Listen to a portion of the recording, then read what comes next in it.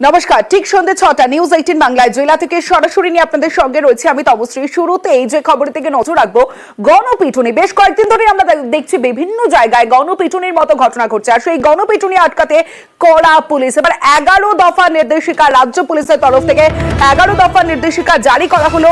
রাজ্য পুলিশের তরফে ক্লাবগুলিকে সক্রিয় হয়ে পুলিশে খবর দিতে নির্দেশ, জেলা পুলিশকে সোশ্যাল মিডিয়ায় নজরদারির নির্দেশ। সরাসরি চলে যাব, সোমরাজ বন্দ্যোপাধ্যায় রয়েছে আমার সঙ্গে। সোমরাজের থেকে আরো বিস্তারিত জানবো যে ঠিক কি কি রাজ্য পুলিশের তরফ থেকে 11 দফা নির্দেশে ঠিক কি কি উল্লেখ করা হয়েছে।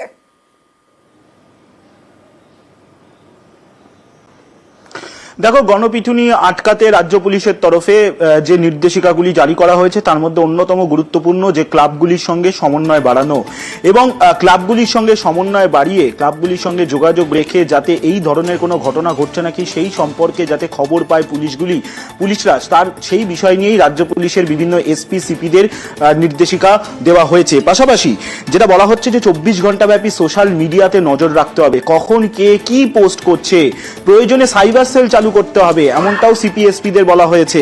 তার সঙ্গে বলা হচ্ছে যে সিভিক ভলেন্টিয়ার বা যারা ভিলেজ পুলিশ আছে তাদেরকে আরো কাজে ব্যবহার করতে হবে। কি কাজে ব্যবহার করতে হবে? যাতে বিভিন্ন সময় ইন্টেলিজেন্স অর্থাৎ গোপন তথ্য পাওয়া যায়, এবং তার জন্য সিভিক পুলিশ বা ভিলেজ ভলেন্টিয়ারদের বিভিন্ন জায়গায় জায়গায় ব্যবহার করতে হবে, যাতে যখন এই গণপিটুনি সংক্রান্ত কোনো খবর আসবে সঙ্গে সঙ্গে পুলিশ যেতে পারে, বা এই ধরনের কোনো ঘটনা ঘটতে পারে তার যদি কোনো আঁচ পাওয়া যায় সেই সম্পর্কে পুলিশের কাছে তথ্য আসবে।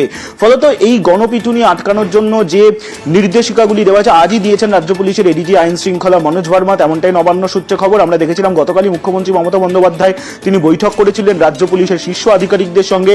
তারপরেই রাজ্য পুলিশের এডিজি আইন শৃঙ্খলার তরফে এই গাইডলাইন বা অ্যাডভাইজারি দেওয়া হয়েছে সিপিএসপিদের। বেশ সোমরাজ।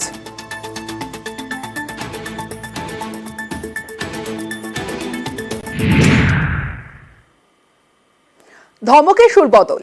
রবিবার যে খবর রাজ্য জুড়ে শোরগোল ফেলে দিয়েছিল সালিশি সভায় বস্তানি। কেন? কারণ সেখানে যুগলকে মারধরের অভিযোগ, আর সেখানেই মুখ্যমন্ত্রী মমতা বন্দ্যোপাধ্যায়ের ধমকের পর সুর বদল তৃণমূল বিধায়কের।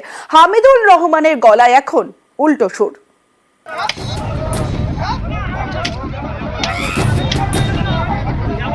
আরে এটা তো অন্যায়, আমরা সবাই বলছি রে ভাই। আর অন্যায় তো মেয়েটাও করেছে না, নিজের স্বামী নিজের ছেলে মেয়ে বাদ দিয়ে ও দুশ্চরিত্রবান হয়েছে।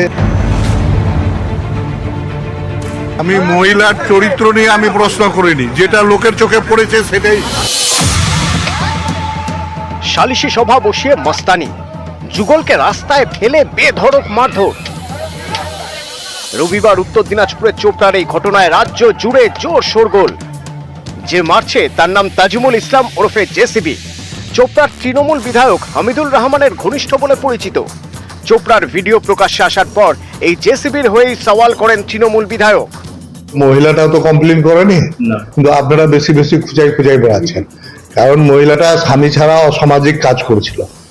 অসামাজিক কাজে গ্রাম্য সালিসি বৈঠক বসেছিল। গ্রাম্য বৈঠকে যা হয়ে আমাদের এই অনুপাতে একটা বিচার আচার করেছে। আক্রান্ত মহিলার চরিত্র নিয়েও চোপড়ার তৃণমূল বিধায়ক কি বলেছিলেন শুনুন। আরে এটা তো অন্যায়, আমরা সবাই বলছি রে ভাই। আর অন্যায় তো মেয়েটাও করেছে না, নিজের স্বামী নিজের ছেলে মেয়ে বাদ দিয়ে ও দুশ্চরিত্রবান হয়েছে। এ নিয়ে সমালোচনার ঝড় ওঠে। চোপড়ার ঘটনায় অত্যন্ত ক্ষুব্ধ মুখ্যমন্ত্রী। বিধায়ককে ফোন করে কড়া ব্যবস্থা নেওয়ার নির্দেশ দেন তিনি। এলাকার ব্যাপার নিয়ে জিজ্ঞাসা করছিল, পিসফুলি রাখো যাতে কি ঝামেলা না হয়। যা ঘটনা আছে আইন দেখতেছে, আইনের কাজ করুন। চোপড়ার বিধায়ক হামিদুল রহমানকে শোকজ করেছে তৃণমূল। এর 24 ঘন্টার মধ্যেই তার সুর বদল।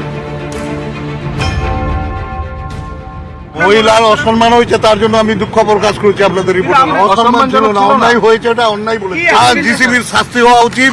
আরো আসামি ধরেছে, ওর সঙ্গে যারা জড়িত আছে সবাইকে পুলিশকে ফোন করে বলা হয়েছে, সেই দিনেই তুলে দেওয়া হয়েছে। আমি মহিলার চরিত্র নিয়ে আমি প্রশ্ন করিনি, যেটা লোকের চোখে পড়েছে সেটাই। এদিকে জেসিবির ছায়াসঙ্গী গির আলমের দুটি ছবি ভাইরাল হয়েছে। এর কোনোটিরই সত্যতা নিউজ 18 বাংলা যাচাই করেনি। একটি ছবিতে দেখা যাচ্ছে গিরের হাতে দুটি বন্দুক, আরেকটিতে গির আলমকে দেখা গিয়েছে বিধায়ক হামিদুল রহমানের সঙ্গে। নিউজ 18 বাংলা।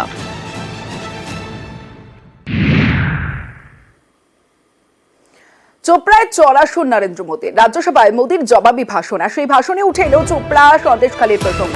সংসদ থেকে বাংলাকে আক্রমণ, বাংলায় নারী নির্যাতনের অভিযোগ তুলে সুর চড়ান প্রধানমন্ত্রী নরেন্দ্র মোদী। বাংলায় নারী নির্যাতন নিয়ে বিরোধীদের ভূমিকা নিয়েও রাজ্যসভায় প্রশ্ন নরেন্দ্র মোদীর, আর মোদীকে পাল্টা আক্রমণ তৃণমূলের। महिलाओं के साथ होते अत्याचार में विपक्ष का जो सिलेक्टिव रवैया है, ये सिलेक्टिव रवैया बहुत ही चिंताजनक है। बंगाल से आई कुछ तस्वीरों को सोशल मीडिया पे वीडियो देखा, एक महिला को वहां सरेआम सड़क पर पीटा जा रहा है, वो बहन चीख रही है, लेकिन वहां खड़े हुए कोई उसकी मदद के लिए नहीं आ रहा है, वीडियो बनाने में लगे हुए हैं।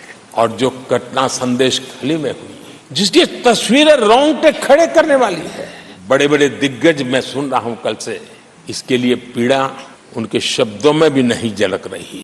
और जो अपने आप को बहुत बड़े प्रगतिशील नारी नेता मानते हैं, वो भी मुंह पे ताले लगा करके बैठ गए, क्योंकि संबंध उनके राजनीतिक जीवन से जुड़े किसी दल से है या उस राज्य से है, और इसलिए आप महिलाओं पर हो रही पीड़ा को चुपचाप हो जाए। এর আগে বাংলাকে এত বদনাম করেও বাংলার মানুষের কাছে যোগ্য জবাব পেয়েও বোধহয় লজ্জাবোধ নেই মাননীয় প্রধানমন্ত্রী, তাই তিনি আজকে এইভাবে বাংলাকে অপমান করছেন এবং মুখ্যমন্ত্রী মমতা ব্যানার্জির দিকে আঙুল তুলছেন। কিন্তু হাতড়া, সুন্না, বলরামপুর সহ ভারতবর্ষের বিজেপি শাসিত বিভিন্ন রাজ্যে যখন একের পর এক নারী নির্যাতন এবং গণধর্ষণের ঘটনা ঘটে, ন্যাশনাল ক্রাইম রেকর্ড ব্যুরোর তথ্য অনুযায়ী আজকেও নারী নির্যাতনের শীর্ষে বিজেপি শাসিত রাজ্যগুলো। সেখানে কোন বিজেপি শাসিত রাজ্যে অভিযুক্ত বিজেপি নেতাকে বিজেপির প্রশাসন অ্যারেস্ট করেছে, একটা উদাহরণ ভারতবর্ষের প্রধানমন্ত্রী দেখাতে পারবেন না। এখনো তিনি মুখ খুললেন না কেন মণিপুরে এত মহিলাদের ধর্ষণ করে নগ্ন করে প্যারেড করানো হয়। মমতা ব্যানার্জি নারীদের সুরক্ষার জন্য এবং নারীদের ক্ষমতায়নের জন্য যে কাজ করেছেন, সেটা নরেন্দ্র মোদীর কাছে শিক্ষণীয় হওয়া উচিত। এবার চোপড়ার ঘটনার আপডেটের দিকে নজর রাখবো, কারণ আরো একজনকে এই ঘটনায় গ্রেফতার করা হয়েছে। জেসিবির পর এবার ধৃত আমিরুল ইসলাম। ভাইরাল ভিডিও দেখে চিহ্নিত করা হয়েছে আমিরুল ওরফে বুধুয়াকে। চোপড়ার নাগকাঠি থেকে গ্রেফতার আমিরুল। আজ ধৃত আমিরুল ইসলামকে আদালতে পেশ করা হয়। এই নিয়ে চোপড়ার ঘটনায় ধৃত বেড়ে দুজন।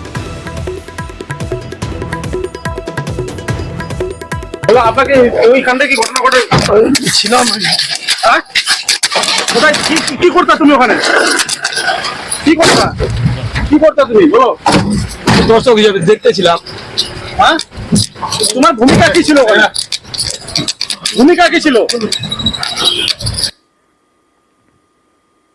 রাজভবনে আটকে থাকা গণপিটুনি বিল নিয়ে এবার ব্যাখ্যা রাজ্যপাল সিভি আনন্দ বোসের। গণপিটুনি বিল নিয়ে তৎপর তৃণমূল।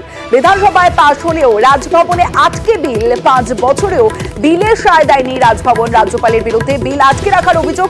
বিল আটকে থাকা নিয়ে এবং পাল্টা ব্যাখ্যা রাজ্যপাল সিভি আনন্দ বোসের। বিল নিয়ে রাজ্য সরকারের কাছে থেকে ব্যাখ্যা চাওয়া হয়। 2021-এর 15ই ডিসেম্বর ব্যাখ্যা চাইলেও মেলেনি উত্তর। ব্যাখ্যা চেয়ে কপি পাঠানো হয় বিধানসভা স্পিকারকেও, দাবি রাজ্যপাল সিভি আনন্দ বোসের।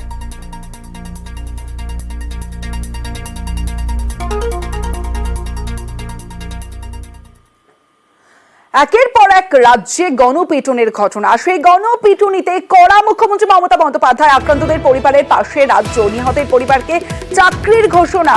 রাজ্যের ভূমিকায় খুশি ঝাড়গ্রামের পরিবার। অভিযুক্তদের কড়া শাস্তির দাবি জানিয়েছেন তারা।